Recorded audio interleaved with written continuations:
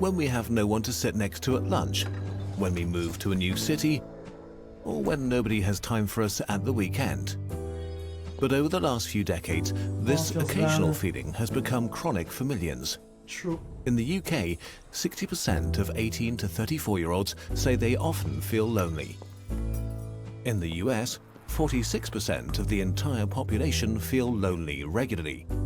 Jesus. We are living in the most connected time in human history, and yet an unprecedented number of us feel isolated. Feels right now. Being lonely and being alone are not the same thing. You can be filled with bliss by yourself and hate every second surrounded by friends. Dude! Loneliness is a True. purely subjective, individual experience. If you feel lonely, you are lonely. A common stereotype is that loneliness only happens to people who don't know how to talk to people or how to behave around others. But population-based studies have shown that social skills make practically no difference for adults when it comes to social connections. Loneliness can affect everybody. Money, fame, power, beauty, social skills, a great personality. Nothing can protect you against loneliness because it's part of your biology. Interesting. Five head shit. Loneliness is a bodily function, like hunger. Hunger makes you pay attention to your physical needs. Loneliness makes you pay attention to your social needs. Your body cares about your social needs because millions of years ago it was a great indicator of how likely you were to survive. Natural selection rewarded our ancestors for collaboration and for forming connections with each other. Our brains grew and became more and more fine-tuned to recognize what others thought and felt and to form and sustain social bonds. Being social became part of our biology. You were born into groups of 50 to 150 people, which you usually stayed with for the rest of your life. Getting enough calories, staying safe and warm, or caring for offspring was practically impossible alone. Being together meant survival. Being alone meant death. So it was crucial that you got along with others. So it's coded into our For brains. your ancestors, the most dangerous threat to survival was not being eaten by a lion, but not getting the social vibe of your group and being excluded. To avoid that, your body came up with social pain. Pain of this kind is an evolutionary adaptation to rejection. A sort of early warning system to make sure you stop behavior that would isolate you. Your ancestors who experienced rejection as more painful were more likely to change their behavior when they got rejected and thus stayed in the tribe, while those who did not got kicked out and most likely died. That's why rejections hurt, and even more so, why loneliness is so painful. These mechanisms for keeping us connected worked great for most of our history until humans began building a new world for themselves. The downside of the modern world. The loneliness epidemic we see today really only started in the late Renaissance.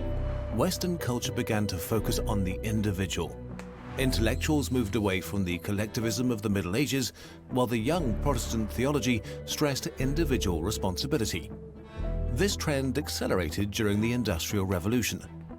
People left their villages and fields to enter factories.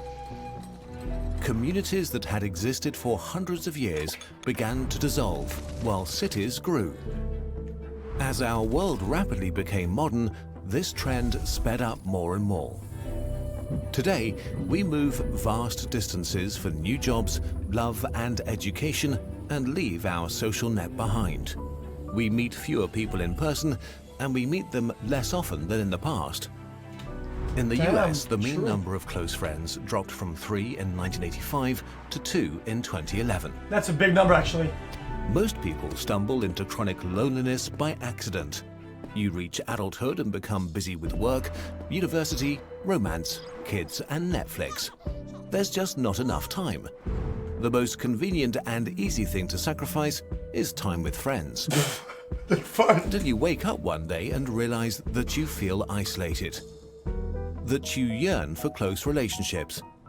But it's hard to find close connections as adults, and so loneliness can become chronic. While humans feel pretty great about things like iPhones and spaceships, our bodies and minds are fundamentally the same they were 50,000 years ago.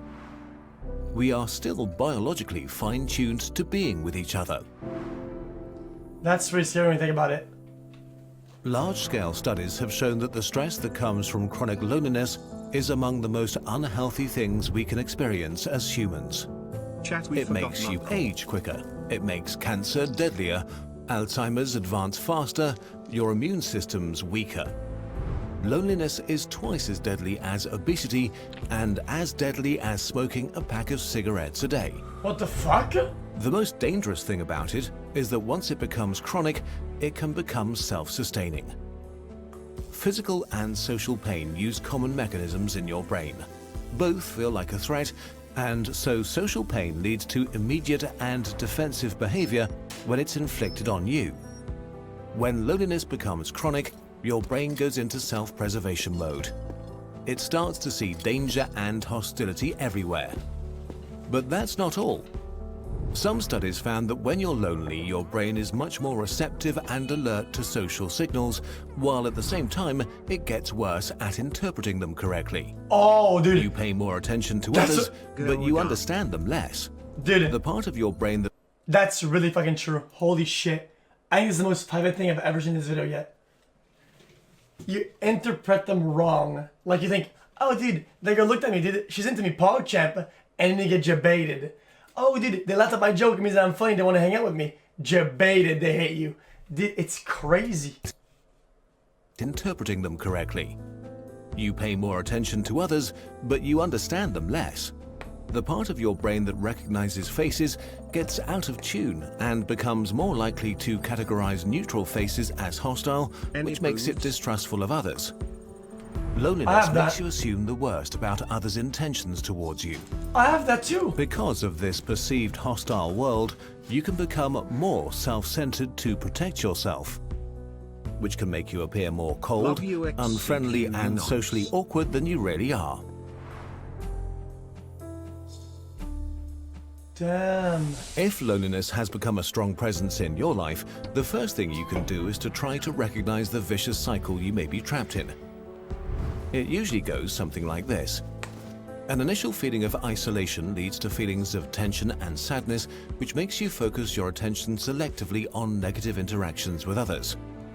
This makes your thoughts about yourself and others more negative, which then changes your behavior.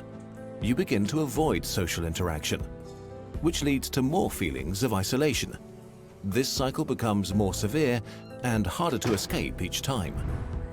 Loneliness makes you sit far away from others in class, not answer the phone when friends call, decline invitations until the invitations stop.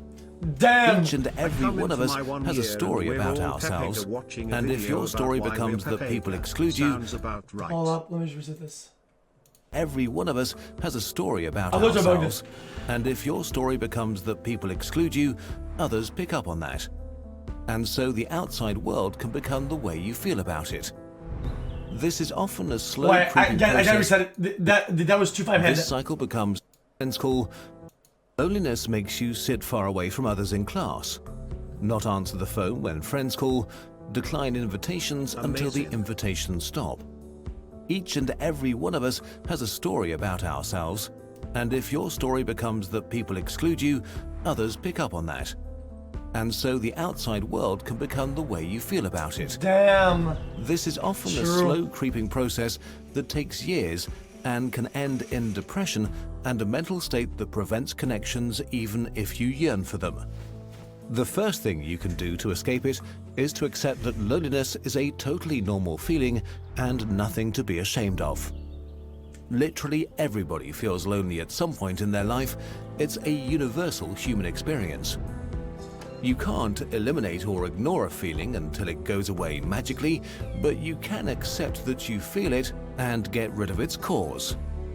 You can self-examine what you focus your attention on and check if you are selectively concentrating on negative things. Was this interaction with a colleague really negative? Or was it really neutral or even positive? What was the actual content of an interaction? What did the other person say? And did they say something bad, Or did you add extra meaning to their words? Oh, I did that too! Maybe another person was not really reacting negatively, but just short on time. Then there are your thoughts about the world. Are you assuming the worst about others' intentions? Do you enter a social situation and have already decided how it will go? Do you assume others don't want you around? Are you trying to... Dude, this is a really, I think this is like a really good point. Like the way you say like, the way you already like know how it's gonna go and shit like that. I used to have that a little bit and I got rid of it entirely, and it's actually crazy. Like I'd go like parties, right? And I'd be like, dude, this is gonna be trash because this guy's gonna be there, and it's gonna be trash because this, that, this. And then I was like, dude, let's just do whatever and expect nothing. And it's crazy how better it was. Just because still love you and maybe the thing is, I feel like if you expect things, you can always be disappointed, and you'll most likely be disappointed. But if you expect nothing, right, you're never going to be disappointed, but you will have probability of being pleasantly surprised, right? So there's no downside, and there's only possible upsides. That's crazy. It's all mindset too. Do you assume others don't want you around? Are you trying to avoid being hurt and not risking opening up? And if so, can you try to give others the benefit of the doubt? Can you just assume that they're not against you? Can you risk being open and vulnerable again? That's soda poppin'. And lastly, your behavior.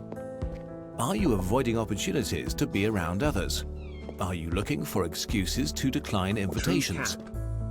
Or are you pushing others away preemptively to protect yourself? Are you acting as if you're getting attacked? Are you really looking for new connections, or have you become complacent with your situation? Of course, every person and situation is unique and different, and just introspection alone might not be enough. If you feel unable to solve your situation by yourself, please try to reach out and get professional help. It's not a sign of weakness, but of courage. However we look at loneliness, as a purely individual problem that needs solving to create more personal happiness, or as a public health crisis, it is something that deserves more attention. Humans have built a world that's nothing short of amazing, and yet none of the shiny things we've made is able to satisfy or substitute our fundamental biological need for connection. Most animals get what they need from their physical surroundings. We get what we need from each other. And we need to build our artificial human world based on that.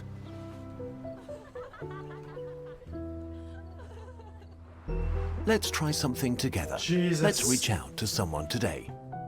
Regardless if you feel a little bit lonely, or if you want to make someone else's day better. Maybe write a friend you haven't spoken to in a while. Call a family member who's become estranged. Invite a work buddy for a coffee. No. Or just go to something you're usually too afraid to go to or too lazy to go to, like a D&D event or a sports club. No, thank Everybody's you. different, so you know what's a good fit for you. Maybe nothing will come of it, and that's okay. Don't do this with any expectations. The goal is just to open up a bit, to exercise your connection muscles so they can grow stronger over time, or to help others exercise them. We want to recommend two of the books we read while researching this video. Emotional First Aid by Guy Winch, a book that addresses, among other topics, how to deal with loneliness in a way that we found helpful and actionable. And Loneliness, Human Nature and the Need for Social Connection by John Cacioppo and William Patrick. Okay. It's an entertaining... Guys, I just thought about that. Wouldn't it be kind of like good? Let's say you get an app, advice, right? But no smile. Right, yeah, like an app. I can tell you're definitely a good guy. You've went through some shit, and we can all relate to that. Fuck I've you. seen it on Reddit and YouTube comments. We all relate to you and chat. It feels like a family. Thanks for all the effort you put in. We don't Oh, I deserve thought it was a it, shots fired. xQcl. I thought he was top firing shots. Thanks to TwitchVids. Like, he always does, though. This guy always does. He's like a mass donator, cuttlord. Play this. Yeah, chat. Reach out today, guys. Just say, hey, guys, in chat. I'll wave back. Do it. Do it. Say, hey, guys. Say, oh, hey, guys. I'm in. Dude, what if you had an app, right? You could just be like, it's like Tinder, but it's random. It's like, let's say like, who's in my area, right? And then you click, Hey right? man. And you get like Love you, man. like Take a random, care, not a man. date, but just like you go meet somebody, just to talk or whatever. Just like a random encounter. Can you tell not Mike like Smith to stop smoking not like weed? Tinder or something, right? Just go like, okay, you guys think I'm crazy now, dude. Just to practice, you know, like practice being good at talking to people. You know, Tinder is too advanced. Like if you're gonna meet somebody with expectations that they want to like date or something, or like fuck, it's like a lot of levels of anxiety, right? But if you have like no expectations and the other one that doesn't have either, you can practice with it. Oh yeah, but Omegle is not in real life. It's on the internet. That's like queuing up for an Apex game. You'll get 2 randos. What people need to understand is that if you do social things in a setup that you can stop it immediately by muting, blocking, disconnecting, pulling the plug, cutting the internet, it doesn't count, almost. Because it's too easy to get the fuck out. In real life, it's hard to say, this is kind of weird, dude. I'm gonna get the fuck out. It's really hard to do that. So we'll push interactions. So we have to practice. You have to practice getting up and stuff. It's actually so hard, dude. Dude, how hard is it sometimes in real life to say no to somebody, dude? Have you ever thought about that? Sometimes you say yes. Most of us in chat, we all say yes just because we don't know how to say no. Even though no is a perfectly okay answer. We rarely say no megalol, and we should say no megalol. Hey man, can you help me carry my bags to my door? I worked No. in a tech startup